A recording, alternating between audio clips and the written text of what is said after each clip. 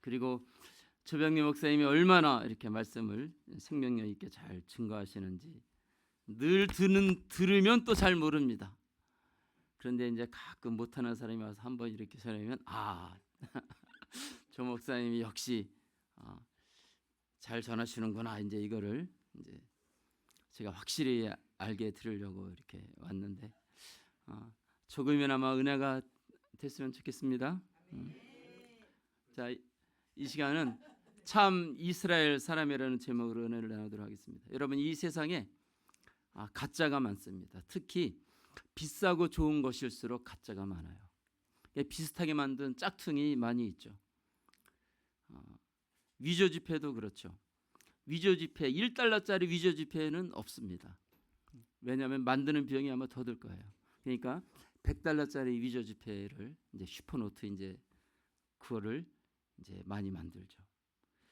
그런데 아무리 정교하게 만들어도 전문가가 보면 그거를 정확하게 분별해낼 수가 있습니다. 근데 가짜는 겉으로 보면 거진 비슷해요. 그래서 구별이 힘들어요. 근데 이제 전문가가 보면 알 수 있고, 또 우리도 이제 뭐 어디죠, 베트남이나 이런 동남아시아 이런 데 가면 뭐 이름이 뭐 이제 구찌 뭐 이런 이 무늬 이렇게 쭉 만든 거 많이 있잖아요. 이거 다 가짜죠. 겉으로 볼 때는 다 진짜 같은데 이제 좀 쓰다 보면 몇 번 쓰면 이제 뭐 떨어지고 이제 그렇게 되죠. 그런데 진짜는 오래 써도 항상 그게 명품이에요. 그래서 자, 우리 예수님을 믿는 것을 우리가 가짜로 믿지 말고 진짜로 믿어야 돼요. 우리 신앙생활은 진짜로 해야 됩니다. 이 세상에서 사람은 온전하지 않기 때문에 사실 진짜와 가짜를 잘 분별하기가 쉽지 않습니다. 우리가 사람 앞에서는 예수 잘 믿는 것처럼 보일 수도 물론 있을 거예요. 그러나 하나님은 우리의 마음 중심을 살피시기 때문에 하나님 앞에서는 우리는 있는 모습이 그대로 다 드러나게 되는 거죠. 물론 이 땅에서는 뭐 얼마든지 그렇게 다 사람에게 잘 보일 수 있을 거예요. 그러나 마지막 하나님 앞에서 설 때 하나님은 정확하게 심판하시고 정확하게 우리를 구분하시는 것입니다. 그래서 우리가 진짜 신앙인이 되어야 되고 진짜 그리스도인이 되어야 되는 것입니다. 자, 오늘 본문 말씀을 보면 안드레가 먼저 시몬을 전도해서 예수님께로 데려오죠. 자, 안드레는 시몬 베드로의 동생입니다. 예수님을 따르기 전에 먼저 침례 요한의 제자였어요. 자, 침례 요한이 예수님에 대해서 이렇게 증거합니다. 여기 35절 이하에 쭉 보면, 또 이튿날 요한이 자기 제자 중 두 사람과 함께 섰다가 예수께서 거니심을 보고 말하되 보라, 하나님의 어린 양이로다. 두 제자가 그의 말을 듣고 예수를 따르거늘. 두 사람이 이제 예수님을 침례 요한의 제자였다가 이제 예수님을 따르게 되는 거죠. 그리고 여기 40절에 보면 요한의 말을 듣고 예수를 따르는 두 사람 중에 하나는 시몬 베드로의 형제 안드레라. 그러니까 이 안드레가 침례 요한을 따르다가 이제 침례 요한이 예수님을 보고 보라, 세상 죄를 지우고 가는 하나님의 어린 양이로다, 이 말을 듣자마자 침례 요한을 배신을 합니다. 배신을 때렸어요. 그리고 예수님을 얼른 이렇게 따라갑니다. 자, 침례 요한이 여기 34절에 내가 보고 그가 하나님의 아들이심을 증언하였노라. 그리고 36절에 보라, 하나님의 어린 양이로다. 이렇게 예수님을 향해서 그가 하나님의 아들이시다, 보라, 세상 죄를 지어가는 하나님의 어린 양이다 라고 말했을 때 이 말을 들은 이 안드레 그리고 다른 제자는 바로 요한입니다. 즉시로 예수님을 따르게 되는 거죠. 자, 침례 요한을 따르다가 요한이 예수님을 보고 하나님의 어린 양이라 그러니까 갑자기 이 두 제자가 이제 예수님을 따르는 거예요. 자, 그때 침례 요한이 아니, 이 녀석들이 방금까지 나를 따랐다가 이렇게 배신 때려? 이렇게 하지 않았습니다. 자, 침례 요한은 어떤 사람입니까? 자, 요한복음 3장 28절에 30절에 보면 내가 말한 바 나는 그리스도가 아니요 그의 앞에 보내심을 받은 자라고 한 것을 증언할 자는 너희니라. 신부를 취하는 자는 신랑이나 서서 신랑의 음성을 듣는 친구가 크게 기뻐하나니 나는 이러한 기쁨으로 충만하였노라. 그는 흥하여야 하겠고 나는 쇠하여야 하리라. 자, 요한은 자기 신분을 알았습니다. 자기의 사명을 알았어요. 그러니까 예수님이 점점 사람들에게 드러나고 사람들이 예수님을 따라갈 때, 아니 이것들이 나를 따라다가 갑자기 예수님은 요한하고 이제 사촌지간이잖아요. 근데 사촌 동생을 따라가 이렇게 하지 않았습니다.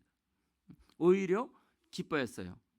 그는 흥하여야 하겠고 나는 쇠하여야 하리라. 침례요한은 자기가 있어야 될 위치를 분명히 알고 있는 거죠. 여러분, 우리가 교회에서 내가 있어야 될 위치를 우리가 분명히 알아야 되는 것입니다. 여러분, 마귀는 뭐예요? 유다서 1장 6절을 보니까 자기 위치를 벗어난 자가 마귀라고 그랬습니다. 그러니까 내가 있어야 될 자리, 여러분, 우리가 하나님을 섬기는 하나님의 자녀로서 내가 있어야 될 자리는 어디입니까? 항상 하나님을 예배하는 자리, 순종하는 자리, 하나님을 정말 낮아져서 섬기는 자리가 바로 우리가 있어야 될 자리인 거예요. 내가 있어야 될 자리를 벗어날 때 거기서부터 이제 문제가 생기게 되는 것입니다. 그러니까 교회에서는 우리가 있어야 될 자리는 나는 안 보이고 예수만 높아지는 그 자리가 내가 있을 자리입니다. 그러니까 여기서는 오직 예수님이 우리 몸의 주인이세요. 우리 각 개인의 주인이고 교회의 주인이 예수님입니다. 그러니까 예수님만 오직 높임을 받으시고 우리는 그 예수님의 생명을 받아 은혜를 받아 살아가는 존재인 것입니다. 그러니까 이 자리를 우리가 잘 지켜야 되는 거죠. 침례 요한은 예수님이 점점 드러나고 자기는 점점 사람에게 잊혀질 때 그것을 오히려 기뻐한 것입니다. 왜? 자기의 사명을 자기가 있어야 될 자리를 알았기 때문이죠. 여러분, 침례 요한의 사명은 크게 두 가지예요. 첫째는 사람들에게 회개 침례를 주는 것입니다. 그러니까 요한에게 침례를 막 받잖아요. 이것은 뭐예요? 나는 죄인입니다. 이거예요. 나는 죄인입니다. 그래서 나는 죄인이니 이제 죄인이 살려면 어떻게 돼요? 나를 살려주시러 오시는 예수 그리스도를 나의 구세주로 믿고 예수를 따라가는 것이 바로 우리가 살아가는 거죠. 그러니까 침례 요한은 이 땅에 와서 회개하러 외쳤잖아요. 회개하러 외치고 사람들에게 침례를 주는 것이 그의 한 가지 사명이었어요. 그래서 그 침례를 받은 사람은 자기가 죄인인 것을 시인한 거예요. 나는 죄인입니다. 그럼 죄인이 살려면 어떻게 돼요? 내 뒤에 오시는 저 예수를 봐라. 이것이 이제 침례 요한의 사명이고, 또 한 가지는 예수님에게 침례를 주는 게 이게 두 번째 사명입니다. 여러분, 침례 요한은 제사장이잖아요. 여러분, 우리가 죄를 지면 구약에 죄를 지은 사람이 죄를 사함 받고 해결하려면 누구에게로 가야 돼요? 제사장에게 가야 되는 거죠. 그러면 이제 제사장이 이제 그 죄 지은 사람이 이제 뭐 안수하고 그 짐승 잡고 다 하죠. 그리고 그 피는 이제 제사장이 가지고 이제 번제단 뿔에 바르고 번제단에 쏟게 되죠. 그리고 뭐 이제 백성들의 죄를 위한 것은 그 피를 가지고 이제 성소에 들어가 성소휘장에 이제 이렇게 뿌리게 되는 거죠. 자, 예수님은 제사장인 침례 요한에게 침례를 받음으로 예수님은 내가 죄인입니다라는 게 아니라 세상 죄를 짊어지는 거죠. 이제 예수님은. 그래서 요한이 예수님을 볼 때 보라, 세상 죄를 지우고 가는 하나님의 어린 양이로다. 예수님은 요한에게 침례를 받고 올라오실 때 성령이 임하시고 그때부터 공세가 시작되는 거예요. 그때부터 세상 죄를 짊어진 하나님의 어린 양이 되고 이제 공적인 생애가 이제 시작된 것입니다. 이렇게 침례 요한은 예수님보다 6개월 먼저 와서 예수님의 사역을 준비시키는 거예요. 그래서 높은 산은 다 낮춰서 평지가 되게 하고 골짜기는 미워서 평지가 되게 해서 왕의 대로를 준비한 사람이 침례 요한인 것입니다. 그리고 이제 그 사명이 이제 마쳐지죠. 예수님이 등장했을 때 침례 요한은 더 이상 이제 사명이 끝났기 때문에 순교로 그의 일생을 마치게 되는 것입니다. 자, 안드레는 자기 스승인 침례요한을 따르다가 침례요한이 예수님을 보고 보라 세상대를 지우고는 하나님의 어린 양이로다 할 때 이분이 하나님의 아들 메시아 구세주시구나 하고 즉시로 예수님을 따른 것입니다. 이 안드레는 결단력이 있는 사람이죠. 자, 우리가 예수님을 우리가 믿고 살아가는데 우리도 이렇게 결단력이 있어야 됩니다. 정말 우리가 버려야 될 것은 과감하게 버리고, 우리가 주님을 따른다고 할 때는 자고우면하는 것이 아니라 분명히 우리가 결단하고 믿음으로 따라가야 되는 것입니다. 자, 그리고 이제 안드레가 자기의 친형인 베드로를 또 전도합니다. 여기 41, 42절에 그가 먼저 자기의 형제 시몬을 찾아 말하되 우리가 메시아를 만났다 하고, 메시아는 번역하면 그리스도라. 데리고 예수께로 오니 예수께서 보시기 이르시되 네가 요한의 아들 시몬이니 장차 게바라 하리라 그랬습니다. 이 게바는 이제 번역하면 이제 베드로, 페트로스죠. 이 반석이 이제 되는 것입니다. 자, 여기 안드레가 이제 베드로를 전도해서 이제 베드로가 예수님께로 나올 때 예수님이 보고 계셨어요. 여기 보시다는 말은 눈여겨 보시다, 관심을 가지고 주목해서 보셨다는 뜻입니다. 여러분, 정말 우리가 예수님께로 나아갈 때 예수님이 그 사람을 주목해서 보신다는 사실을 기억하시기를 바랍니다. 우리가 주님을 정말 사랑하고 하나님 말씀 정말 믿고 순종하고 하나님 뜻대로 살고 싶어 날마다 하나님께로 나올 때 하나님은 그 사람을 주목해서 보시는 거예요. 그리고 이제 베드로, 이제 이 시몬이죠. 이 시몬을 향해서 너는 장차 게바가 될 것이다. 이제 게바는 이제 아람어고 베드로는 이제 헬라어입니다. 그래서 반석이 될 것을 말씀하시죠. 자, 그런데 베드로가 언제 반석이 됩니까? 자, 마태복음 16장 여기 보면 우리가 잘 아는 그 신앙 고백입니다. 주는 그리스도요 살아계신 하나님의 아들이시니이다. 다 같이 한번 따라할 것이 시작. 주는 그리스도시요 살아계신 하나님의 아들이시니이다. 이 고백을 했을 때 예수님께서 말씀하십니다. 너는 베드로라. 내가 이 반석에 내 교회를 세우리니 음부의 권세가 이기지 못하리라. 내가 천국 열쇠를 네게 주리니 네가 땅에서 무엇인지 매며 하늘에서도 매일 것이요 네가 땅에서 무엇이든지 풀면 하늘에서도 풀리리라. 이렇게 말씀하셨습니다. 여러분, 시몬은 하나님이 응답하셨다, 하나님이 들으셨다라는 뜻이에요. 근데 이 시몬이 주는 그리스도시여 살아계신 하나님의 아들이십니다라고 고백할 때 주님은 너는 이제 베드로다 이렇게 말씀하신 거예요. 여러분, 주는 그리스도시요 살아계신 하나님의 아들이시다라는 이 믿음의 고백을 할 때 바로 우리는 하나님의 자녀가 되고 예수님이 우리를 위해서 흘리신 그 보혈이 바로 나의 것이 되는 거죠. 그러니까 가장 위대한 고백이 뭐냐?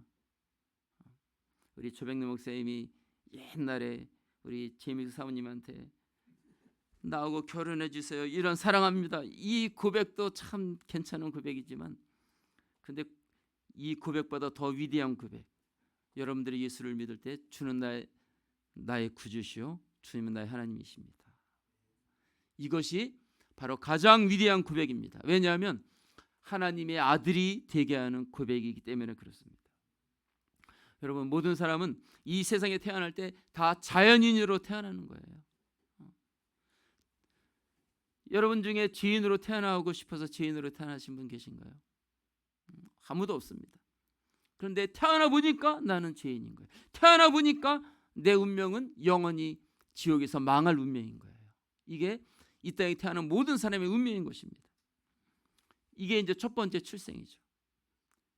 그럼 어떻게 멸망할 운명인 우리가 영원히 천국에서 주님과 함께 살 그런 사람으로 우리가 변화될 수 있습니까? 그래서 한 번 더 태어나야 되는 거죠. 하나님의 자녀로 태어나야 되는데 하나님의 자녀로 태어나는 고백이 주는 그리스도시요 살아계신 하나님의 아들이십니다 라는 이 믿음이 그냥 누가 따라하니까 불러줄 테니까 무조건 따라해. 그래서 자기 믿은 듯이 따라하는 그 고백이 아니라 정말 예수를 나의 구주로 믿고 나의 중심을 다하고 마음을 다해서 예수를 이렇게 고백할 때 하나님의 자녀로 거듭나게 되는 것입니다. 이 고백을 믿음으로 할 때 자연인에서 그리스도인으로 바뀌는 거예요. 죄인에서 하나님의 자녀, 의인으로 바뀌는 것입니다. 여러분, 그리스도인이 되는 게 너무 쉽죠. 그런데 이 고백은 사실 아무나 할 수 있는 고백이 아니에요. 왜냐하면 이 고백은 우리의 지혜와 지식으로, 또 세상에서 뭐 무슨 서울대 다니고 뭐 좋은 학교 다니면 거기서 배워지는 게 아닌 거죠. 바로 하나님의 성령께서 깨닫게 주셔야만 이 고백을 할 수 있는 것입니다. 성령님의 역사로만 예수님을 나의 구세주로 고백할 수가 있는 것입니다. 근데 성령님은 언제 이렇게 역사하시냐? 하나님 말씀을 들을 때 역사하시는 거예요. 그러니까 안 믿는 사람이 그냥 갑자기 뭐 성령께서 역사하셔서 이렇게 예수를 믿게 되는 경우도 가끔 있긴 있어요. 그런 간증 들어보면. 그런데 그거는 진짜 특별한 경우고, 이렇게 하나님의 말씀을 들을 때 성령님이 역사하셔서 바로 자기가 죄인인 것을 깨닫고, 또 성령께서 깨닫게 하셔서 그 설교자가 전하는 그 말씀 속에서 예수님 나의 구세주구나, 예수를 믿어야지 내가 구원받는구나, 이것을 깨닫고 그렇게 믿음으로 고백할 때 그가 거듭나게 되는 겁니다. 그러니까 성령의 역사는 하나님의 말씀이 있는 곳에만 역사하는 거예요. 그러니까 성령의 검이 하나님의 말씀이잖아요. 그러니까 말씀이 전파될 때, 말씀이 선포될 때 성령님이 역사하셔서 그것이 나에게 믿어지고 힘이 되고 능력이 되는 것입니다. 그러니까 이 예배 자리가 참 중요한 것이죠. 여기 와서 하나님 말씀을 들을 때 성령님이 역사하시는 거지, 그냥 가만히 혼자 있는데 성령님이 감동하고 역사하시는 그것도 있을 수 있겠지만 그렇지 않습니다. 그러니까 이 예배 자리에 와서 하나님 말씀을 듣고, 하나님 말씀을 듣다가 들을 때 성령님이 깨닫게 하시고, 또 기도할 때 또 성령님이 감동하셔서 역사하시는 거지, 그냥 가만히 낮잠 자고 있다가 뭘 깨달았다, 그런 거는 깨닫는 게 이상한 거예요. 여러분, 우리는 제대로 깨닫고 제대로 예수를 믿어야 되는 것입니다. 자, 그래서 이제 베드로가 예수님을 그리스도라고 고백했어요. 예수님은 나의 구세주입니다, 나의 하나님입니다, 고백했어요. 그렇다고 완전히 새 사람이 됐습니까? 아니죠. 그가 언제 새 사람이 되었습니까? 바로 오순절날 성령님이 임하실 때 그는 새 사람이 되었습니다. 자, 요한복음 1장 42절에 네가 요한의 아들 시몬이 장차 게바라하리라 하신 이 말씀이 이제 주는 그리스도시요 살아계신 하나님의 아들이십니다라고 베드로가 고백할 때 그는 하나님의 자녀가 된 것이고, 그런데 그가 새 사람이 된 것은 바로 오순절날 성령이 임하시고 그를 붙들어 주실 때 그는 완전히 새로운 사람으로 변화된 것입니다. 베드로는 또 실수도 많지만 우리에게 가장 친근한 인물이 베드로예요. 예수님의 그 12사도 중에서 그냥 실수도 하니까 또 우리에게 좋잖아요. 우리도 실수가 많은데 베드로 실수가 많으니까 또 이렇게 베드로도 실수가 많았냐고 위로가 되죠, 그렇죠? 근데 거기에 너무 많이 위로받지 마시기를 바랍니다. 충동적이죠, 감정적이에요, 불안정합니다. 나서기는 또 얼마나 좋아합니까? 실수도 많이 하죠. 주님의 책망도 많이 받았어요. 겟세마네 동산에서 주님이 깨어 기도하라고 3번씩이나 당부했습니다. 그래도 육신을 이기지 못하고 주무셨어요, 거기서. 그러다가 가야바의 뜰에 가서 거기까지는 용기를 가지고 갔는데 이제 여종이 내가 예수와 함께 있는 것을 내가 보았다 할 때 예수님을 3번이나 부인하기까지 하죠. 그런데 주님은 그런 베드로를 변화시켜 베드로 반석이 되게 하신 것입니다. 그래서 베드로는 이제 성령을 받은 이후로 정말 우리 사도행전 보면 베드로가 한 많은 일들이 나오잖아요. 일생 동안 주의 복음을 전하고 주를 위해서 살다가 로마에서 십자가에 달려 순교를 당하게 되는 거죠. 물론 베드로는 십자가에 달려 순교할 것을 예수님이 갈릴리에서 이미 다 예언하셨어요. 그대로 순교를 당한 거죠. 자, 그럼 우리는 베드로에만 은혜를 받을 게 아니라 우리 자신들을 생각해 봐야 됩니다. 나는 어떤 사람이었는가? 오순절 이전에 베드로보다 내가 더하면 더했지 결코 덜하지는 않은 거죠. 여러분도 저도 제 자신을 살펴보면 베드로하고 감히 비교조차가 될 수가 없는 거죠. 여러분도 여러분을 한번 잘 생각해 보시기를 바랍니다. 내가 정말 주님을 내가 알지 못할 때 어떻게 살아왔는가? 그리고 내가 예수님을 나의 구주로 믿었다 하면서도 내가 어떻게 신앙생활을 했는지. 자, 그런데 주님은 베드로를 변화시켰잖아요. 그렇다면 우리도 변화시켜 주실 수가 있는 것입니다. 그럼 우리를 어떻게 변화시켜 주시냐? 성령으로만 가능한 것입니다. 여러분, 베드로만 반석이 아니에요. 여러분, 정말 우리가 예수를 나의 구주로 믿었고 우리가 성령을 받아서 성령의 인도를 따라 살아간다면 우리는 베드로와 같은 반석이 될 수가 있는 것입니다. 그리고 하나님은 우리 모두가 다 반석이 되기를 원하세요. 여러분, 이제부터 다 이름을 베드로라고 하시기를 바랍니다. 그러면 너무 헷갈리겠죠? 박베드로 그러면 베드로 그래요. 다 일어나면 어떻게 돼요? 그러니까 속으로만 베드로라고 하십시오. 속으로만 베드로로 이제 나는 이제부터는 베드로다. 정말 반석 같은 믿음에 서서 어떤 상황과 환경과 사람과의 관계 속에서 내가 흔들리지 않고 내가 변함없는 믿음을 갖고 주님을 따라가리라 하고 그렇게 굳게 결심하시기를 바랍니다. 여러분, 우리 주님의 제자 중에 보면요, 여기 안드레아 요한이 이제 침례 요한의 제자였다가 예수님을 따라가는데 요한도 이 성령으로 변화되기 전에는 한 성격했던 사람입니다. 요한도.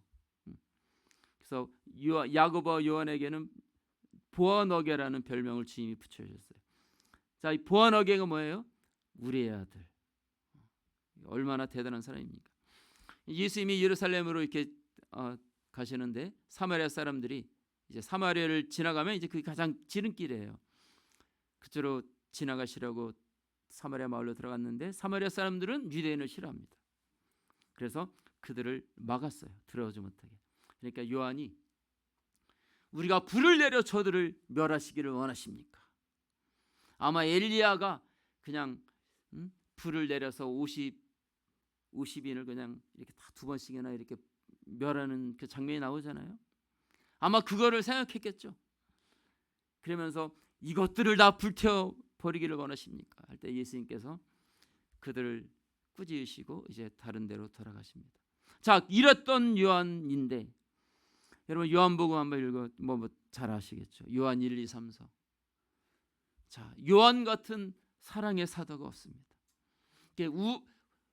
부언하게 우리의 아들, 정말 자기 마음에 안 들면 그냥 이것이 하고 그냥 할 수만 있다면 불을 내서 태워 죽일 정말 그런 사람이 정말 사랑의 사람으로 변화된 것을 우리가 알 수가 있습니다. 여러분, 우리가 정말 주님을 진짜 만나고 주님과 날마다 믿음의 교제를 하고 우리가 주님 앞에 정말 더 엎드리고 더 성령의 충만을 받아 우리가 살아가면 우리도 다 반석 같은 사람이 되는 것이고 우리도 요한과 같은 사랑의 사람이 될 수가 있는 것입니다. 주님은 우리 모두가 다 베드로와 같은 믿음의 사람이 되기를 원하고 요한과 같은 사랑의 사람이 되기를 원하시는 거예요. 그러려면 딱 한 가지 방법이 있죠. 우리가 성령 충만 받으면 됩니다. 할렐루야. 우리 옆에 계신 분과 한번 인사합시다. 성령 충만 받아서 베드로와 요한 같은 사람이 한번 되봅시다.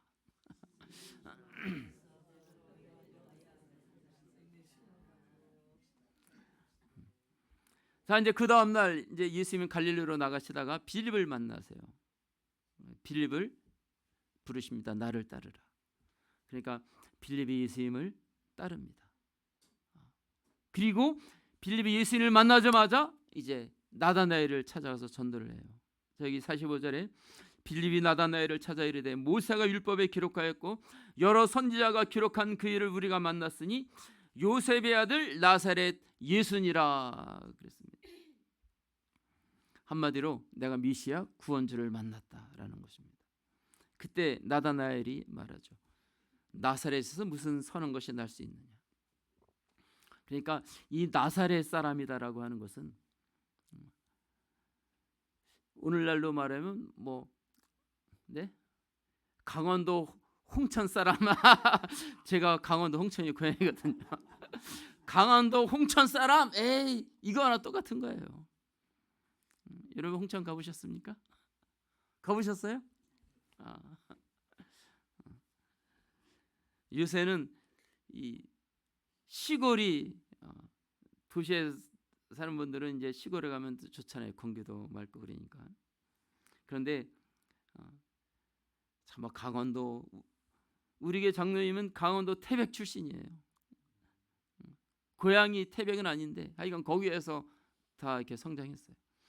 태백은 홍천보다 훨씬 더 촌이더라고. 그러니까 나사렛 사람, 에이, 그럼 나사렛에서 뭘 기대해? 이런 겁니다. 그러니까 빌립이 와 보라. 그래서 이제 나다나엘이 이제 예수님께로 옵니다. 자, 나다나엘이 예수님께로 오는 것을 예수님이 보셨어요. 자, 47절에 예수께서 나다나엘이 자기에게 오는 것을 보시고 그에게 말씀하십니다. 보라, 이는 참으로 이스라엘 사람이라 그 속에 간사한 것이 없도다. 여러분, 주님은 나다나엘을 딱 볼 때 감탄을 하십니다. 이는 참 이스라엘 사람이라. 주님은 사람의 마음을 통찰하시기에 그 나다나엘의 간사한 것이 없는 진실한 그런 사람인 것을 보셨습니다. 자, 오늘 이제부터 이제 본론이에요. 자, 이스라엘 사람. 자, 이스라엘 사람은 참된 그리스도인인 거죠. 우리는 영적 이스라엘이라 그러잖아요. 그러니까 우리가 이스라엘 사람은 우리가 이스라엘 사람으로 귀화를 하는 게 아니라 우리가 참된 그리스도인이 되어야 되는 거죠. 참 이스라엘 사람, 참 그리스도인은 어떤 사람이냐? 그 마음에 거짓이 없는 사람입니다. 여러분, 하나님의 자녀의 특성은 진실이에요. 충성된 것입니다. 충성이 뭐예요? 변하지 않는 거예요. 여러분, 우리는 예수 안에서 심지가 견고해서 심지가 견고한 자를 하나님이 평강에서 평강으로 지키신다 그랬잖아요. 그러니까 우리는 우리의 마음이 사람에 의해서 변하지 말고 어떤 환경에 의해서 변하지 말고 또 나의 감정에 의해서 변하지 말고 한결같이 예수님만 바라보고 예수 안에서 견고한 믿음을 가지시기를 바랍니다. 하나님의 자녀의 특성은 진실인데 마귀의 자녀의 특성은 뭐냐? 거짓입니다. 계시록 21장 27절에 무엇이든지 속된 것이나 가증한 일 또는 거짓말하는 자는 결코 그리로 들어가지 못하되 오직 어린 양의 생명체에 기록된 자들만 들어가리라. 속된 것, 가증한 일을 행하는 자는 천국에 못 들어간다는 거죠. 그리고 거짓말하는 자도 못 들어간다. 그럼 어린 양의 생명체에 기록된 자들만 들어가더라. 그럼 어린 양의 생명체에 기록된 자들은 어떤 사람이에요? 진실된 사람인 거죠. 속된 것이나 가증한 것을 쳐다보지도 않고 거룩한 믿음의 사람입니다. 그리고 진실된 사람만이 생명체에 기록된다는 거죠. 자, 첫째 부활에 참여할 자가 또 누굽니까? 계시록 14장 4절 5절을 보니까 이 사람들은 여자와 더불어 더럽히지 아니하고 순결한 자라 어린 양이 어디로 인도하든지 따라가는 자며 사람 가운데에서 속량함을 받아 처음 익은 열매로 하나님과 어린 양에게 속한 자들이니 그 입에 다 같이 그 입에 거짓말이 없고 흠이 없는 자들이더라. 여러분, 그 입에 거짓말이 없다. 그럼 마음은 거짓이 있는데 입에만 없으면 되나요? 그렇지 않죠. 여러분, 입은 마음에 있는 것이 흘러나오는 통로가 입술입니다. 그러니까 입에 거짓말이 없다는 것은 마음에 거짓이 없다는 거예요. 마음에 거짓이 없는 것은 스스로 돌을 닦고 성체 쓰는 것처럼 뭐 돌을 닦고 뭐 그렇게 해서 거짓이 없는 게 아니라 그 마음을 예수님의 의로 채운 것입니다. 예수의 보혈로 그 마음을 씻은 거예요. 그리고 하나님의 말씀으로 그 마음을 채운 것입니다. 그럴 때만 우리는 말씀을 우리 마음에 채우고 말씀을 따라 살아갈 때 우리는 정직하고 진실한 삶을 살 수가 있는 것입니다. 예수님 마태복음 12장 34절 이하에 이렇게 말씀했어요. 독사의 자식들아 너희는 악하니 어떻게 선한 말을 할 수 있느냐. 이는 마음에 가득한 것을 입으로 말함이라. 선한 사람은 그 쌓은 선에서 선한 것을 내고 악한 사람은 그 쌓은 악에서 악한 것을 내느니라 그랬습니다. 예수님이 한쪽 손 마른 사람을 안식일에 고쳐주셨는데 바리새인들은 예수님을 보고 저가 귀신의 양 바알세불에 힘입어 저렇게 귀신을 쫓아낸 것이라고 하면서 예수님이 성령으로 하시는 이 생명의 역사를 이 귀신을 힘입어 하는 것이라고 이렇게 주님을 완전히 매도했습니다. 그런 바리새인들을 향해서 예수님은 너희는 독사의 자식들이기 때문에 너희는 입에서 악한 것만 나온다 이렇게 말씀하신 것입니다. 자, 그러면서 중요한 말씀을 하시죠. 선한 사람은 그 쌓은 선에서 선한 것을 내고 악한 사람은 쌓은 악에서 악한 것을 내느니라. 그래서 저와 여러분들은 평상시에 선을 쌓는 자가 되어야 되는 거예요. 여러분, 선은 갑자기 나오는 게 아니에요.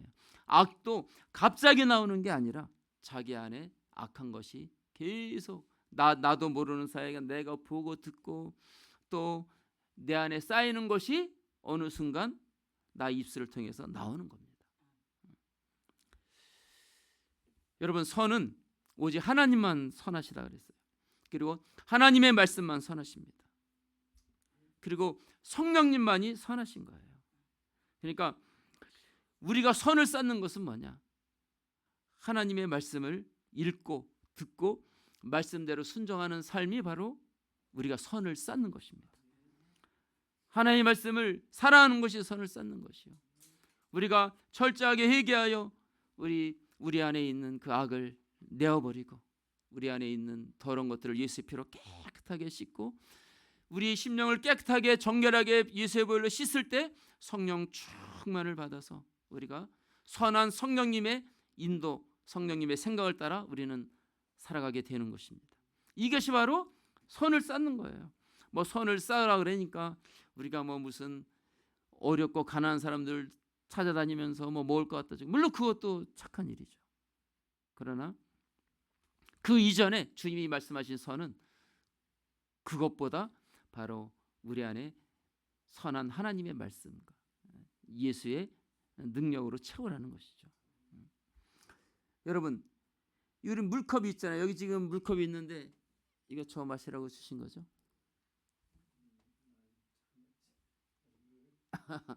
아, 됐습니다. 그냥 제게 아닙니까? 그럼 남의 거 마시면 안 되지. 네? 이거요? 아니, 제가 뭐 꼭 물이 꼭 마시려고 한 건 아닌데. 자, 제가 물을 요만큼 조금 마셨어요. 그러면 물이 요만큼 있었는데 요만큼 이제 비어진 거예요. 이거 상관없어요. 고맙습니다. 아니, 제가 설명하려고 지금 그런 거지 뭐 꼭 물을 마시려는 거 아니에요. 지금 물이 이만큼 있어요. 자, 보세요. 다 마셨습니다. 물이 있어요, 없어요? 그럼 빈컵이죠. 근데 빈컵이 아니에요. 물이 없어진 만큼 공기로 채워진 겁니다. 자, 여러분, 우리 이 세상에 비어 있는 것은 없어요. 무엇인가로 반드시 채워져야만 하는 존재가 우리 인간이에요. 물은 비어졌지만 이 안에 공기로 채워진 거예요. 여러분, 우리의 마음을 하나님 말씀으로 채우지 않으면 그냥 비어 있는 게 아니라 다른 것으로 채워져 있는 겁니다. 여러분, 말씀 말고 다른 것으로 채워져 있는 건 뭐예요? 세상으로 채워져 있는 거죠. 나의 자아와 고집으로 채워져 있는 것입니다. 육신의 정욕과 안목의 정욕과 이 생의 자랑으로 채워져 있는 거예요. 내 생각, 나의 지혜와 지식, 방법, 경험, 그런 것으로 채워져 있는 거죠. 여러분, 우리 신앙생활은 나 안에 채워져 있던 다른 것, 나 자아를 부인하고 예수님을 나의 주인으로 모시는 것이 신앙생활입니다. 여러분, 신앙은, 믿음은 주인이 바뀌는 거예요. 내가 내 인생의 주인으로 살았던 삶이 바로 예수님이 주인의 삶으로 바뀌는 것이 신앙생활인 거죠. 그런데 오늘날 많은 사람들이 예수를 믿었으면서도 여전히 주인은 나야. 내가 주인인데 예수님이 나를 조금 도와주고, 여기서 조금 도와주고, 여기서 조금, 저기서 조금 해서 나를 조금 더 나은 방향으로 가게 하는 것으로 이해하는 사람이 있습니다. 이게 신앙생활이 아니에요. 신앙생활은 내가 죽고 예수가 내 안에 주인이 되어 주님이 사시는 것이 신앙생활인 것입니다. 여러분, 우리가 나의 육신의 생각, 안목의 생각, 안목의 정, 이생의 자랑을 가진 내가 주인이 되어 살 것인가? 아니면 이런 나를 비우고 예수님이 나의 인생의 주인이 된 삶을 살 것인가를 우리가 결정해야 되는 것입니다. 여러분, 나다나엘은 그 마음에 거짓이 없는 진실된 사람이었어요. 자, 그는 날마다 말씀을 마음에 새기고 암송하고, 특별히 이스라엘 사람들은 그냥 어느 정도 기본적인 말씀들은 어려서부터 많이 암송하고 이렇게 외우고 있어요. 날마다 말씀을 묵상하고 메시아를 간절히 기대하는 삶을 살아오고 있었습니다. 여러분, 같은 행동을 반복하면 습관이 되고, 그것이 반복되면 인격이 되고, 그것이 쌓이면 삶이 되고, 그것이 모여서 우리의 일생이 되는 것입니다.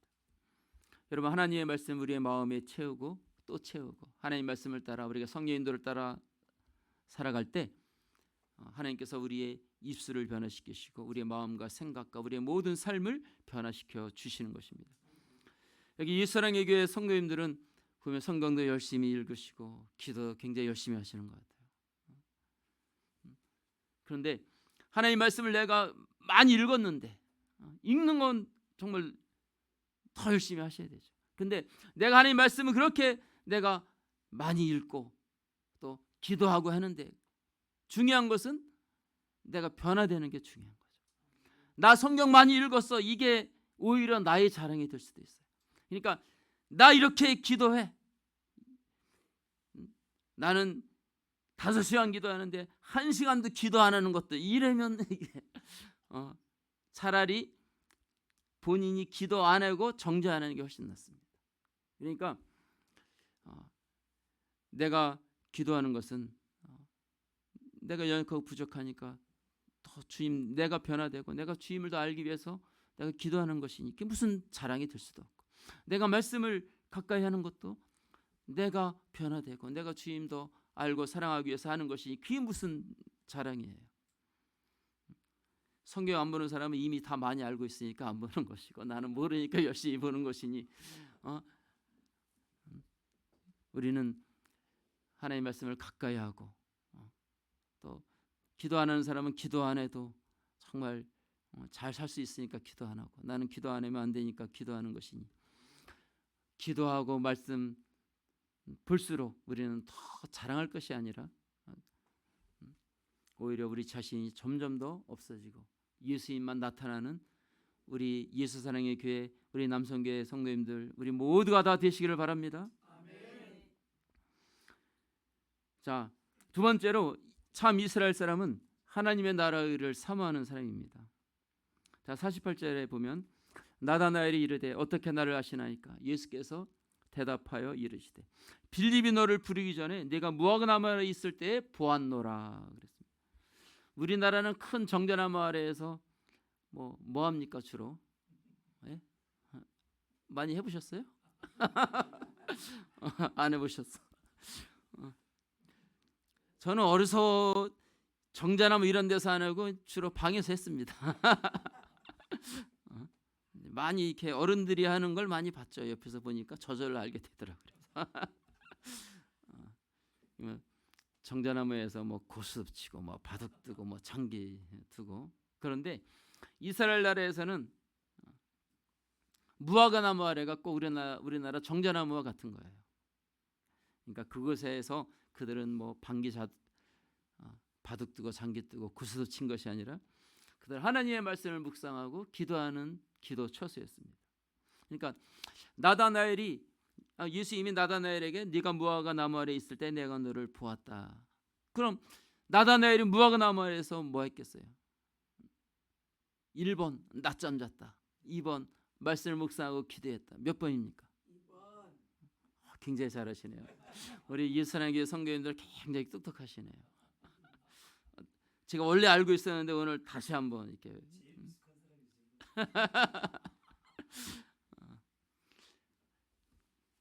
나다나엘은 무화과 나무 아래에서 하나님 말씀을 묵상하고 메시아가 오기를 간절히 기도하고 또 소망하고 있었던 것입니다. 그러니까 예수님이 나다나엘에게 빌립이 너를 부르기 전에 내가 무화과 나무 아래 있을 때 내가 너를 보았다 하니까 바로 랍비야 당신은 하나님의 아들이시며 이스라엘의 임금이십니다 라고 고백할 수 있는 거예요. 왜? 무화과 나무 아래에서 메시아가 오기를 간절히 기도하고 메시아를 소망하고 묵상하고 있었는데 무화과 나무 아래에 있을 때 너 봤어 하니까 저분이 메시아구나 바로 알게 된 거죠. 그러니까 여러분 주님을 간절히 기대하리고 소망하며 주님을 바라본 사람들은 무슨 갈등하고 자식할 것이 없어요. 주님이 말씀하실 때 즉각 깨닫고 예수님 믿고 따라가는데 뭐 걸림돌이 없는 거예요. 왜? 주님의 나라를 간절히 소망하고 기다렸는데 바로 그 기다렸던 분이 바로 눈앞에 있는 거 아니에요? 그러니까 바로 그 주님을 따르게 되는 거죠. 저와 여러분도 내가 예수님을 정말 열심히 믿어야 될지 아니면 적당히 믿어야 될지 재짐하시기를 바랍니다. 예수님만이 길이요 진리요 생명이세요. 다른 길은 없습니다. 여러분 예수님 말고 천국에 들어갈 수 있는 방법은 전혀 없습니다. 예수님만이 우리의 구세주예요. 예수님 말씀만이 우리를 천국으로 인도하는 말씀이에요. 너희가 내 말을 지키면 영원히 죽지 아니하리라. 여러분 우리가 예수를 믿는 게 뭐예요? 예수를 믿습니다. 이게 물론 이건 고백이에요. 고백도 있어야 되지만 고백했다면 고백한 대로 믿음으로 순종하는 삶을 살아야 되는 것입니다. 이것이 살 길인 거죠. 주님이 마태복음 6장 33절에 그런 너희는 먼저 그의 나라와 그의 의를 구하라. 그리하면 이 모든 것을 너희에게 더하시리라 그랬습니다. 여러분 우리가 이 땅에서 구할 최고의 가치는 하나님의 나라와 하나님의 의인 것입니다. 이 세상의 모든 것은 다 사라져요. 그러나 하나님의 나라와 의만 영원한 것입니다. 주님이 우리에게 주시기를 원하시는 것은 이 땅에서 물론 이 땅에서 우리 육신이 필요한 것도 다 주님이 주시는 거예요. 너에게 이 모든 것이 있어야 될 것을 하나님이 아신다 그랬잖아요. 하나님은 사람을 창조하시고 창세기 1장에서 벌써 생육하고 번성하라 땅에 충만하라 정복하라 다스리라 이 땅의 것을 이미 정복하고 다스릴 수 있는 권세를 다 주셨어요. 그리고 창세기 2장에 이제 아담을 만드시고 그 코에 생기를 불어넣어 생명이 되게 하셨다. 그래서 하나님 말씀을 따라 살아간 그것을 이제 2장에 말씀하는 거죠. 그러니까 하나님의 뜻대로 살아가는 것을 말씀하시기 전에 이미 이 땅의 모든 필요한 것을 우리에게 다 주신 거예요. 그러니까 하나님 우리에게 주시기를 원하시는 것은 이 땅의 것은 하나님이 우리에게 이미 다 주시기로 약속한 것이고 우리가 정말 구하고 우리가 따라야 될 것은 하나님의 나라와 의인 것이죠. 하나님도 이것을 우리에게 주시기를 원하시는 것입니다. 로마서 14장 17절에 하나님의 나라는 먹는 것과 마시는 것이 아니요 오직 성령 안에 있는 의와 평강과 희락이라 그랬습니다. 여러분 성령님 안에 있는 의와 평강과 희락을 날마다 경험하며 누리게 되시기를 바랍니다. 여러분 나다나엘은 초림의 예수를 기대하리고 간절히 소망했던 사람이에요. 그리고 예수님을 만났어요. 자, 우리는 초림의 예수를 기다리는 사람이 아니라 이미 예수님이 오셨잖아요. 오시고 모든 사역을 다 성취하시고 이제 하나님 보좌 우편에 앉아 계십니다. 그리고 예수님은 죄와 상관없이 두 번째 자기를 기다리는 자를 만나 주시려고 다시 오시는 거예요.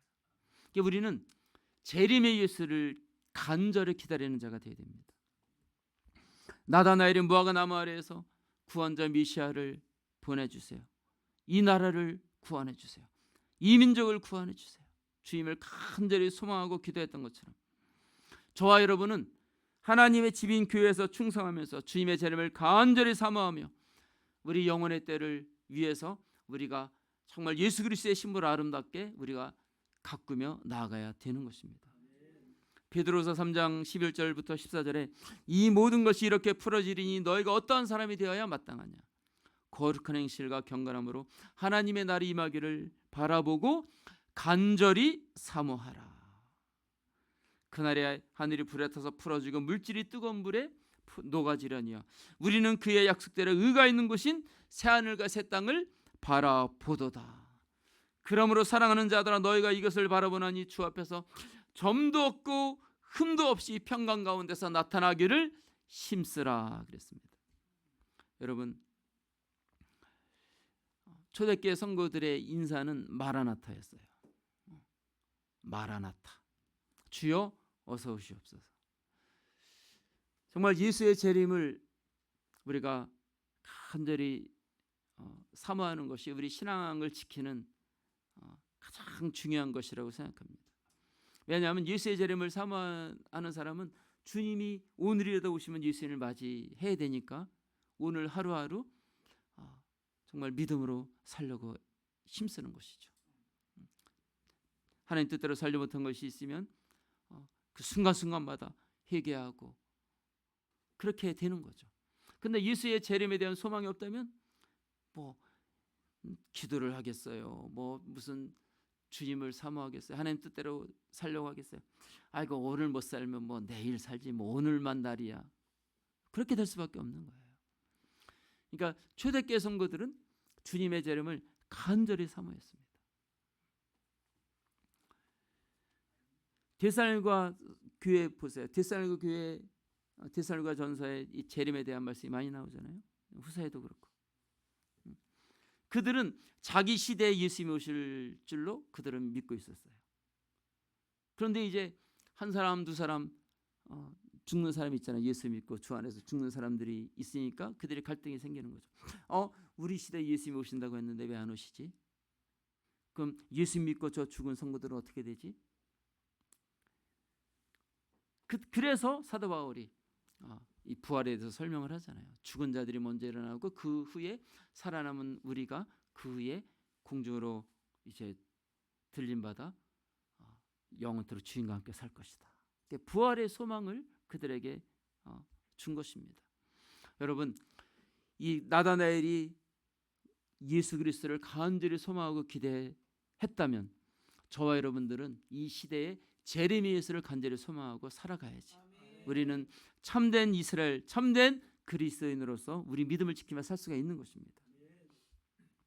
마지막으로 우리가 주님을 따르면 하나님과의 끊임없는 영적인 교제가 이루어지는 거예요. 자, 51절 한번 보겠습니다. 또 이르시되 진실로 진실로 너희에게 이르노니 하늘이 열리고 하나님의 사자들이 인자 위에 오르락내리락 하는 것을 보리라 그랬습니다.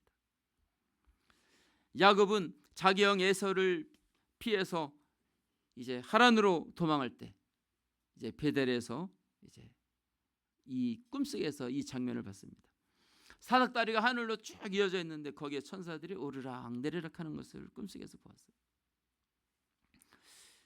그런데 예수님 안에서 우리는 어떻게 된다 그랬어요? 하늘이 열리게 되고 예수님을 통해서 하나님과 교통할 수 있다고 말씀하신 겁니다. 여러분, 여기 하늘이 열리는 것을 나다나엘에게 네가 보리라 그랬잖아요. 여러분, 하늘이 열린다. 이건 어쩌다 한번 열리는 게 아니라 항상 열려 있다는 뜻입니다. 여러분, 여러분들은 여러분을 향해서 하늘이 항상 열려 있으면 좋겠어요? 아니면 꼭 닫혀 있다가 어쩌다 한번 0.1초 열리는 것 같은데 얼른 닫히 그걸 원하시겠어요? 항상 열려 있으면 좋잖아요. 빌라델피아 교회에게 내가 너에게 열린 문을 두었다 하셨잖아요.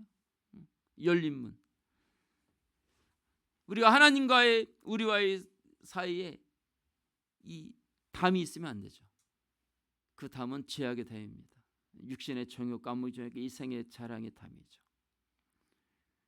근데 그 담은 예수님이 십자가에 달리실 때 이미 싹 제거하셨어요. 할렐루야. 그래서 우리가 예수를 정말 나의 구세주로 믿고 주님의 말씀을 따라 우리가 성령 인도를 따라 말씀대로 우리가 순종하면 주님과의 살아있는 교제가 끊임없이 이루어지게 되는 것입니다. 여러분, 신앙생활은 예수님과 살아있는 교제가 신앙생활이에요. 자, 따라합시다. 신앙생활은 예수님과의 살아있는 교제다. 그러니까 우리는 신앙생활은 예수님과 교제가 신앙생활이지 다른 게 신앙생활이 아니에요. 그럼 교제가 뭐예요? 예수께서 계시록 3장 20절에 누구든지 내 음성을 내가 문을 두드린다. 누구든지 내 음성을 듣고 문을 열면 내가 그에게로 들어가 그로 더불어 먹고 그런 나로 더불어 먹으리라 그랬습니다. 여러분들 친구 만나면 뭐 하십니까? 그게 교제인데. 대화만 하세요? 네. 뭐 차를 마시든 뭐 빵을 먹든. 삼천포에 오시면 좀 맛있는 데가 있습니다. 삼천포 그 다리 밑에 거기에 아주 요구르트가 맛있는 카페가 있어요. 목사님한테 한번 사달라 그러세요.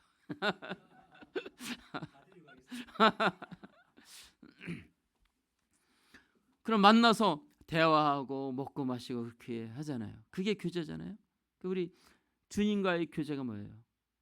주님은 우리에게 말씀하시죠. 하나님 말씀으로 우리에게 말씀하시고 우리는 하나님 앞에 믿음으로 반응하는 거죠. 믿음으로 반응하고 또 기도로 반응하고 순종으로 반응하고 그러면 하나님의 은혜가 임하게 되고 성령이 우리에게 깨닫게 하시고 또 우리가 잘못한 부분을 우리에게 알게 하시죠. 물론 하나님은 우리에게 알게 하실 때 막 정죄하듯이 알게 하지는 않으세요. 우리를 정죄하시는 분이 아니거든요. 하나님은 우리를 인격적으로 대해주시고 깨닫게 하시고 정말 책망하시는데도 책망받는 게 기쁘게 책망하세요. 주님 우리를 아주 인격적으로 대해주십니다. 우리를. 그래서 우리가 예수님과 이렇게 항상 살아있는 교제. 그러니까 나다나엘에게 하늘이 열리고 천사들이 오르락내리락 하는 것을 보리라 이렇게 말씀하신 것입니다. 여러분, 예수님은 하나님과 우리 사이에 가로막힌 모든 죄악의 담을 자신의 몸을 십자가에 달려 찢기고 상하고 피 흘려 죽임을 당하심으로 하나님과 우리 사이에 막혀있는 모든 죄악의 담을 다 허물어 뜨리셨습니다. 그리고 하나님께로 나아갈 수 있는 길을 활짝 열어주셨어요. 그래서 예수님이 십자가에 달려 죽으실 때 지성소 성소를 맡고 있던 휘장이 위로부터 아래로 쫙 찢어져 내린 겁니다. 그 성소 휘장이 뭐라 그랬어요? 히브리서에서 뭐라 그랬습니까? 성소 휘장이 있을 때까지는 하나님께로 나아갈 수 있는 길이 없다는 것을 보여줬다 그랬잖아요. 근데 성소 휘장은 예수님의 몸을 또 상징한다 그랬잖아요. 그럼 성소 휘장이 위에서 아래로 갈라졌다는 것은 하나님께로 나아갈 수 있는 길이 활짝 열렸다는 것을 의미합니다. 그런 성소 휘장은 예수님의 몸이에요. 그럼 예수님이 우리 인간의 죄를 다 짊어지고 죄인으로 취급받고 죽으셨다는 거죠. 그래서 하나님께로 나아갈 수 있는 길이 활짝 열려진 것입니다. 여러분, 우리가 지금 이렇게 나와서 예배하는 것, 이게 하나님의 지금 은혜 보좌 앞에 나온 거예요. 어디 뭐 화려한 뭐 좋은 예배당 뭐 그런 데만 하나님이 임하시는 게 아니라 우리가 예수 이름으로 두세 사람으로 모인 그곳에 바로 주님이 함께 하시고 그곳이 바로 하나님의 은혜의 보좌가 바로 이 앞에 있다는 사실을 믿으시기를 바랍니다. 우리는 이렇게 쉽게 하나님 앞에 나아갈 수 있지만 이것이 저절된 것이 아니라는 사실을 알아야 돼요. 그래서 기분 나쁘면 어떤 사람은 교회 안 나오죠. 기분 나쁘면 내가 기도해나 봐라. 이분은 자신을 위해서 기도하는 게 아니라 그냥 목사님을 위해서 기도해 주는 사람이에요. 아이고 기분 나빠서 오늘 교회 안 나가. 이분은 자기 영혼을 위해서 예수 믿는 사람이 아니라 그냥 목사님을 위해서 믿어주는 사람이에요. 아니 기분 나쁘면 왜 교회를 안 나가고, 기분 나쁘면 왜 신앙생활 안 하고, 기분 나쁘면 왜 기도를 하지 말아야 됩니까? 그러니까 교회에 오는 것이 이게 은혜의 보좌 앞에 나온다는 개념이 없는 거예요. 그러니까 그냥 뭐 기분 나쁘면 안 나온다 그러고, 또 뭐 무슨 일 있으면 또 안 나오고, 그렇게 되는 거죠. 여러분, 우리가 이렇게 주님 앞에 나와서 예배하는 게 뭐 기분이 내키면 와서 뭐 예배하고, 뭐 기분 나쁘면 뭐 안 해도 되고. 여러분, 구약의 백성들은요, 하나님 앞에 나아가고 싶어도 나아갈 길이 없었어요. 그것을 구약 성경이 보여주고 있는 거예요. 지성소를 들어갈 수 없잖아요. 그러다가 7월 10일 대속죄일에만 그 하루만 대제사장이 이 어린 양, 이제 뭐 속죄제가, 염소가 이제 속죄제인데 그 피를 가지고만 바로 지성소에 들어갈 수 있는 겁니다. 그러니까 지성소에 들어가기 전에 먼저 분향단에 향을 피워가지고 먼저 지성소를 향연으로 가득 채워야 되잖아요. 그 향연은 우리 성도들의 기도인 거죠. 향연을 가득 채운 다음에 그 다음에 제사장도 자기 죄인이니까 자기 죄를 위해서 속죄제를 드려요. 그 다음에 백성의 죄를 위해서 속죄제를 드리는 것입니다. 그리고 나와서 이제 아사셀 양에게 안수해서 이제 백성의 죄를 다 자백한 다음에 저 광야로 가서 이제 내놓으면 그 아사셀 양은 온 백성의 죄를 짊어지고 와서 다 죽는 거죠. 그러니까 침례요한이 보라 세상 죄를 지어가는 하나님의 어린 양이로다 할 때 그 하나님의 어린 양은 바로 아사셀 그 양을 바로 말한 것이죠. 그리고 이제 나서 이제 그 안에 향로가 있으니까 이제 그 향로 이제 드러내놓고 이제 이렇게 정리하면 보통 대속죄일 날 대제사장이 한 4-5번 이제 지성소에 들어가는 거예요. 딱 하루만 그렇게 할 수 있는 거죠. 자, 그들은 지성소 거역에서 하나님을 만나는데 1년에 한 번밖에 못 들어갔어요. 들어가고 싶어도 못 들어가. 또 다른 날 들어가면 즉사합니다. 들어갈 수도 없어요. 근데 우리는 뭐 새벽에도 나올 수 있고, 그냥 뭐 주일은 당연히 나와야 되고, 아무 때도 우리가 나올 수 있기 때문에 그냥 뭐 늘 내가 나오고 싶으면 나오고 말고 싶으면 말아도 된다고 생각하는 거예요. 여러분, 내가 나오고 싶어서 나오고 안 나오고 싶으면 안 나와도 되는 게 아니라, 우리가 이렇게 나와서 예배할 수 있는 것도 하나님께서 우리에게 건강을 주셨고, 이렇게 나올 수 있는 모든 환경을 주셨고, 하나님께서 우리에게 은혜를 주셨고, 또 나올 수 있는 마음을 주셨고, 모든 것이 다 하나님의 은혜인 것을 믿으시기를 바랍니다.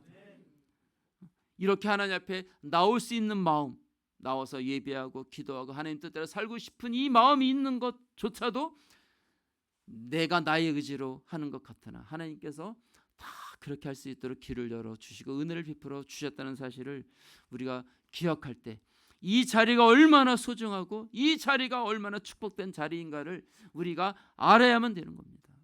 그러면 기분 나빠서 오늘 못하겠다 이런 말은 절대 안 하게 되죠. 주님 앞에 나올 때마다 나 같은 죄인 구원해 주셔서 감사합니다. 하나님의 은혜에 감사함으로 나와야 되는 거예요. 여러분, 우리가 하나님 앞에 나아갈 수 있는 이 길, 이것도 언제까지 열려 있는지는 우리가 모릅니다. 오늘 밤이라도 내일이라도 주님이 재림하시면 이제 모든 것은 다 정리가 되는 거예요. 그러니 구원의 문이 열려 있고 은혜의 문이 열려 있고, 또 항상 주님 앞에 나아갈 수 있는, 나오고 싶은 마음이 있을 때 더 주님 앞에 나아가 예배하시고 기도하시고 하나님 뜻대로 은혜 받고 하나님 뜻대로 살아가시기를 바랍니다. 여러분, 보라 지금은 구원받을 만한 때요, 보라 지금은 은혜의 날이다 그랬습니다. 하나님께서 우리에게 오늘날은 이 은혜의 날을 열어주셨어요. 그래서 우리는 나올 수 있는 거예요. 그러나 하나님의 때가 다 끝나면 우리는 나아가고 싶어 나아갈 수 없는 때가 이르는 거예요. 그러니까 정말 나아갈 수 있는 때, 기도할 수 있는 때, 하나님 뜻대로 순종할 수 있는 이때 더 하나님 앞에 나아가려고 결심하시기를 바랍니다. 여러분에게 주어진 이 영적인 기회를 놓치지 마시기를 바랍니다.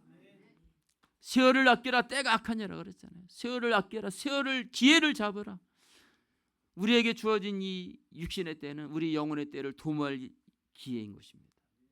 육신이 무너지면 우리의 모든 기회도 다 사라지는 거예요. 여러분, 오늘 본문에 등장하는 사람들을 보십시오. 여기 안드레, 시몬, 빌립, 나다나엘, 그들은 그들에게 찾아온 예수님을 만날 수 있는 기회, 그 기회를 붙잡은 사람들입니다. 예수님이 나를 따르라 했을 때 거절할 수도 있잖아요. 그러나 빌립도 예수님을 따르고, 나다나엘도 예수님을 따르고, 시몬도 예수님을 따르고, 그래서 주님의 제자가 된 거예요. 여러분, 저와 여러분들 정말 예수님을 믿되 서두에 말씀드린 것처럼 진짜로 믿기를 바랍니다. 우리 옆에 계신 분하고 한번 인사합시다. 진짜가 됩시다. 가짜가 돼서는 안 돼요. 사람들 앞에 내가 뭐 어렵게 보이고 내가 어떻게 내가 보이냐, 그건 중요하지 않습니다. 하나님이 나를 어떻게 보시냐가 중요한 거죠. 여러분, 하나님 앞에 우리가 정말 인정받는 사람이 되려면 우리 참 그리스도인이 되면 됩니다. 마음에 간사가 없는 사람, 하나님이 말씀하실 때 즉시로 순종하고 응답하는 사람, 이런 사람에게 하늘의 문이 열리고 항상 하나님과의 교제가, 영적인 교제가 끊임없이 이루어지게 되는 것입니다. 우리 날마다 오늘이라고 하는 시간을 하루하루 정말 예수님만 붙들고 예수님만 바라보고, 또 우리 남성교회 우리 성도님들 정말 교회의 기둥 같은 일꾼이 되시고, 여러분에게 주어진 이 주님을 섬길 수 있는 기회, 이것이 하나님 나에게 주신 지금 나의 영혼의 때를 도모하라고 주신 절호의 찬스인 것을 믿으시고, 정말 교회 정말 목사님 말씀 따라 순종하고, 또 교회에 많은 우리 성도님들을 위해서 기도하고, 그렇게 정말 믿음의 견고한 우리 남성교회 성도님들 되시길 바라고, 그리고 여기 계신 우리 모두가 다 되시기를 예수님의 이름으로 축원합니다. 기도하겠습니다. 우리 이 시간 기도하실 때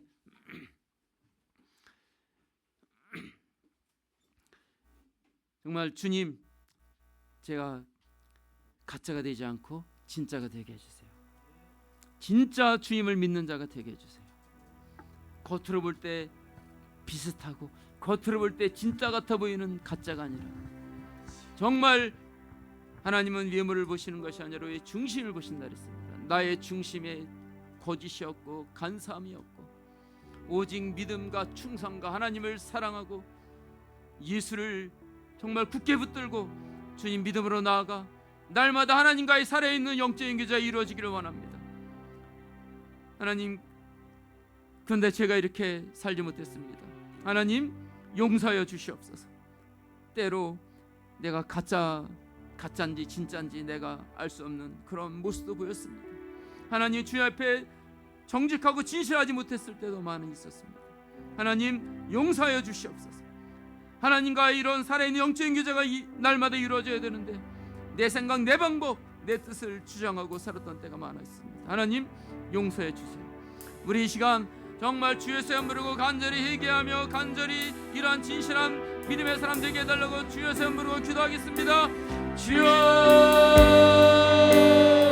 주여, 주여. 아버지 하나님, 은혜와 사랑을 감사합니다. 아버지 하나님, 도와주시기를 원합니다. 회개합니다. 주님, 주 안에서 정직하고 진실한 믿음의 사람으로 살게 주여, 때때로 주여 일식하고 때때로 하나님 정직하지 못했습니다. 진실하지 못했습니다. 아버지 하나님, 그로 여겨주시고 우리 아버지 하나님 불쌍히 여겨주시기를 원합니다. 아버지 하나님, 도와주세요. 정말로 예수님만 붙들고 하나님의 말씀만 의지하고 믿음으로 나아가는 사람이 되어야 되는데 아버지 하나님, 그렇게 살지 못했습니다. 아버지 하나님, 용서하여 주시옵소서. 주여, 도와주시기를 원합니다. 아버지 하나님, 붙들어 주시기를 원합니다. 주여, 역사하여 주시옵소서. 주님, 모든 지약을 용서해 주시고 정직하지 못했던 것 용서해 주시고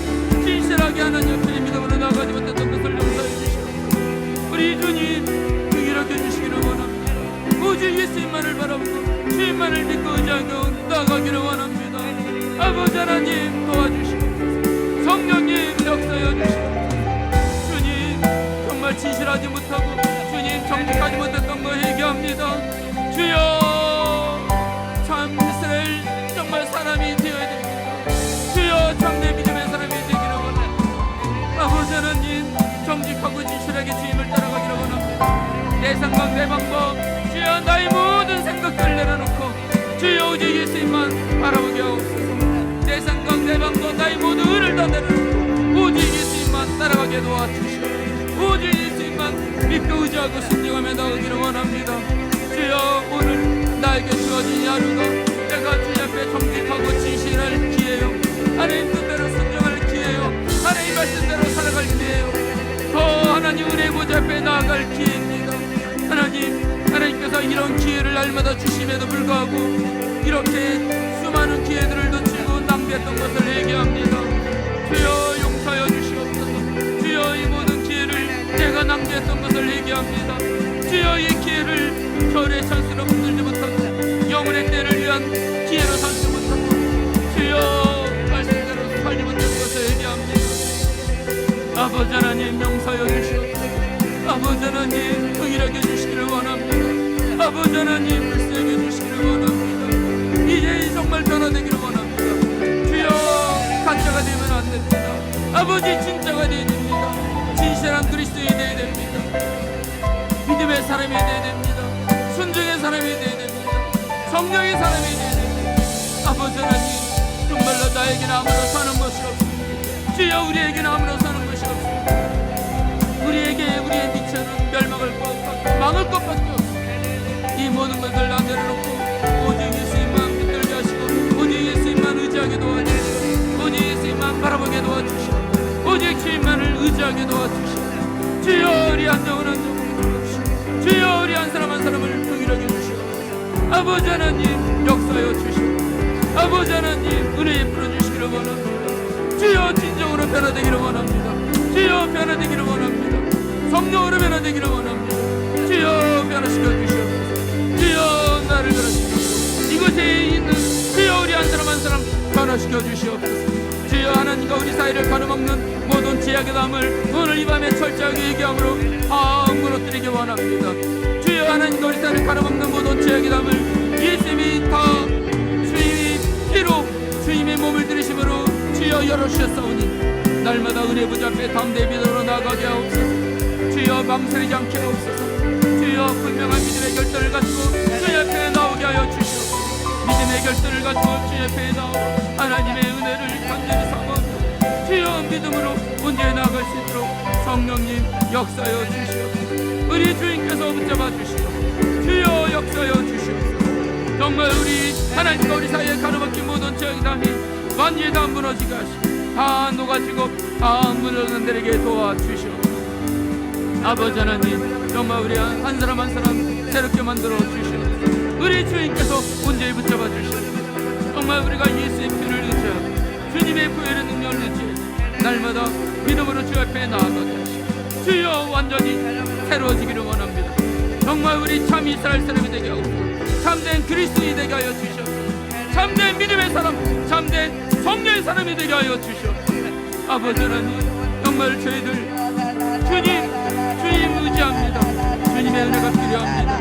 주님의 사랑이 필요합니다. 주님의 은혜가 필요합니다. 주님의 능력이 필요합니다. 주여 역사하여 주시옵소서. 아버지 하나님 도와주시옵소서. 우리 주님 정말 날마다 우리 입에서 날마다 주님을 찬양하며 감사하며 영광 돌리며 믿음의 고백이 항상 살아있기를 원합니다. 항상 주님과의 관계 속에서 날마다 믿음의 고백이 넘쳐나게 하고 날마다 성령 안에서 우리 새롭게 되기를 원합니다. 아버지 하나님 붙잡아 주시오. 진정으로 우리 한 사람 한 사람 붙잡아 주시기를 원합니다. 아버지 하나님 도와주세요. 우리 주님 예수의 사람 되기를 원합니다. 성령의 사람 되기를 원합니다. 말씀의 사람 되기를 원합니다. 믿음의 사람 되기를 원합니다. 주님 이리저리 세상에 흔들리고 나의 감정에 흔들리고 환경에 따라 흔들리는 그런 흔들리는 사람이 되지 않게 하시고 주여 말씀 위에 경고에서 베드로가 되게 하옵소서. 반석이 되게 하여 주시옵소서. 주여 구원하기에서 주님 사랑의 사람이 되게 하여 주시옵소서. 우리 주님 나사렛에서 무슨 사는 것이 날 수 있느냐라고 말했던 이스라엘에서 주는 그리스도시요 이스라엘의 왕입니다 고백이 나오게 하시고 주여 이 고백이 날마다 우리의 중심에서 진정으로 나오게 도와주시오. 아버지 하나님 그래요 우리 정말 한 사람 한 사람이 변화되고 주여 정말 우리 사랑의 교회 우리 남성교회 모두 우리 성도님들 안녕 하나님 붙잡아주시고 정말 이 한 사람 한 사람이 이 사랑의 교회 귀한 믿음의 일꾼들 되게 하여 주시오. 정말 믿음의 사람이 되기를 원합니다. 성령의 사람이 되기를 원합니다. 오늘 모두가 진정으로 예수를 인격적으로 만나고 우리의 삶 가운데 하나님의 놀라운 은혜 하나님의 놀라운 축복이 날마다 넘쳐날 수 있도록 축복하여 주시오. 아버지 하나님 정말 우리가 정직하지 못했던 걸 철저하게 얘기하고 주여 오직 예수님 주인과의 관계에 소홀했던 걸 얘기하고 주여 정말 우리가 주여 정말 참된 인사를 따르며 되지 못했던 걸 얘기합니다. 아버지 하나님 온전히 정직하게 하시고 온전히 믿고 의지하고 순종하며 참되이 나가게 도와주시고 아버지 하나님 온전히 붙잡아 주시고 성령이여 역사하여 주시옵소서. 성령이여 함께하여 주시옵소서. 성령이여 인도하여 주시옵소서. 할렐루야 감사합니다. 아버지 하나님 붙잡아 주시옵소서. 할렐루야